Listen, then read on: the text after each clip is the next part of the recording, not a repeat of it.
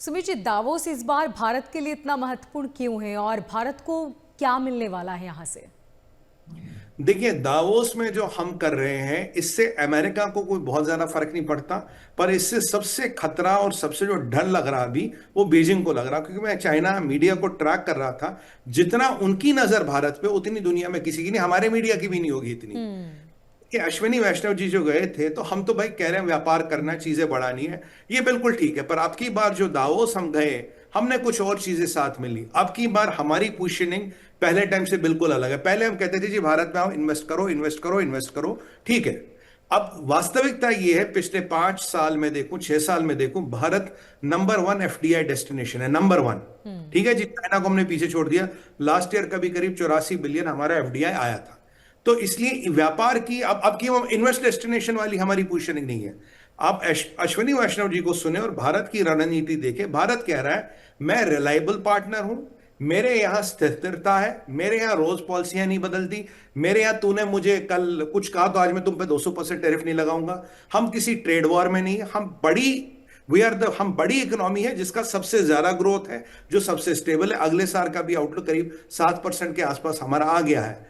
तो जो भारत एक स्थिर भूमि, एक स्थिर धरातल देता है जिसपे आप अपनी बिजनेस उतार सकते हो। देखिए, चाइना कहीं ना कहीं लफड़ों झगड़ों में फंसा है, अमेरिका के दाएं बाएं 19-20 और कर्जे पे फंसा है। अमेरिका रोज नया खेल खेलता है, आप पे कल 200% टैरिफ लगाएगा तो आपके व्यापार का क्या होगा।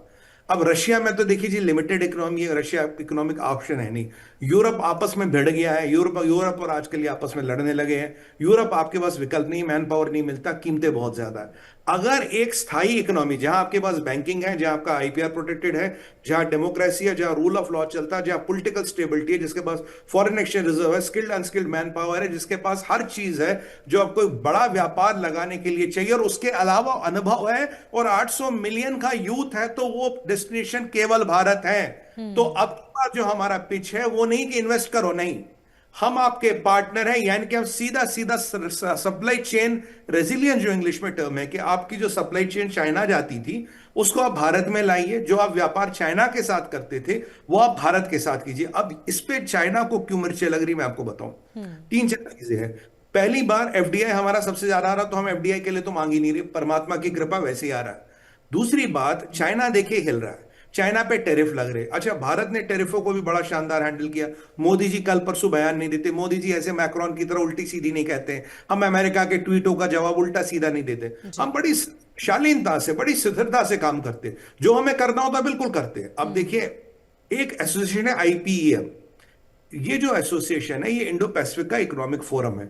अमेरिका ने हमें बुलाया, बोला भारत आप इसका मेंबर बनिए, आपके बिना ये चलेगी नहीं, ठीक है जी। पैक्स सिलिका दूसरा एसोसिएशन है जो अमेरिका ने बनाया रेयर अर्थ मिनरल्स के लिए। उसके मार्को रूबियो ने जयशंकर साहब को फोन किया और इनवाइट किया, सर आप उसका पार्ट मेंबर बनिए, हम उसके पार्ट हैं। तीसरी बात, हमारे पास दुनिया में 5वें या चौथे नंबर का फॉरेन एक्सचेंज रिजर्व है। हर चीज, हर इंफ्रास्ट्रक्चर आपको भारत में मिलेगा। चौथी चीज, अब देखिए भारत एक बड़ी विचित्र परिस्थिति में, अमेरिका के साथ हमारे ठीक ठाक संबंध है, बुरे तो नहीं है, लड़ाई तो नहीं है। रशिया के साथ भी ठीक ठाक संबंध है। अच्छा, चाइना से भी कोई हमारी ऐसी तलवारें नहीं निकाली हमने। अब ये जो भारत है, आप इसको किस कैंप में रखेंगे? अमेरिका ये वाला कैंप हो गया, चाइना ये वाला कैंप हो गया, रशिया ये कैंप हो गया। हम किसी कैंप में फिट नहीं होते, इसलिए चाइना के लिए हमें कैंप में फिट करके और दूसरे अपने रोटियां साधना, ये थोड़ा मुश्किल हो जाता है। अभी मैं आपको बताऊं, अब कुछ देर पहले ही देख लीजिए आप, चाइना ने हमारे, मैंने आपके शो पे बोला था, दिसंबर की बात है ये, केवल 4 दिन में हमारे पास $100 बिलियन का एफडीआई आ गया, या इन्वेस्टमेंट कमिट हो गई अमेरिका से, 100 बिलियन।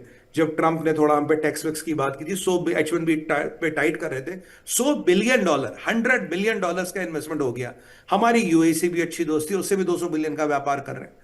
तो यहां जो भारत है, ये जो अपने दाव पेच है, बड़ा समझ के खेल रहा हूं। मुसलमान मुल्कों से भी दोस्ती है, रशिया भी दोस्त है, चाइना से कोई दुश्मनी नहीं। अमेरिका को लगता है मेरा भारत के बिना काम नहीं चलेगा। और आगे अगर मैं चाइना की समस्याओं को और उजागर करूं, देखिए आजकल ये कागजों पे तो नहीं आएगा कहीं, जो पर हमारा इंटेल है, जो हमारा एनालिसिस है, जी। वो कहता है अमेरिका, जापान और भारत के बीच एक मिलिट्री कॉम्बिनेशन हो रहा है, एक मिलिट्री का पैक्ट होने वाला है, यानी कि नेवल पैक्ट, यानी कि एक नेवल डॉक्ट्रिन बनेगा। क्वाड में हम, अब देखिए जापान की जो प्रधानमंत्री है, ताकाशाकी, उन्होंने अपनी ये पार्लियामेंट डिसॉल्व कर दिया, 15 दिन में इलेक्शन कर दिया। क्यों कर लिया?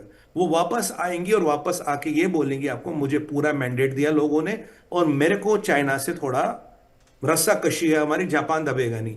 जापान ने जो रॉ मटेरियल चाइना को जाता था, semi finish product raw material, उस पर रोक लगा दी। चाइना ने जापान पे रेयर अर्थ पे रोक लगा दी। तो फिर बचा क्या? अब चाइना जापान से लड़ रहा, जापान चाइना से लड़ रहा। अब फिर विकल्प तो भारत ही बचा ना। अब ताइवान की मैं बात करूं, मैं जापान की बात करूं, जापान की यहाँ 12,000 से ज्यादा कंपनियां हैं और परमात्मा की कृपा से पिछले 50 साल से अच्छा खा कमा रही है। तो धीरे धीरे जो व्यापार आ रहा है, जो सप्लाई चेन्स आ रही है, वो भारत में आ रही।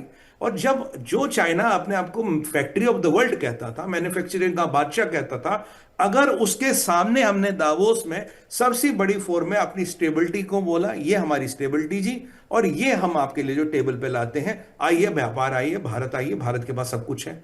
और जो चाइना की नींदें उड़ी हुई है वो है, जो अश्वनी वैष्णव ने कहा, सेमीकंडक्टर इंडस्ट्री।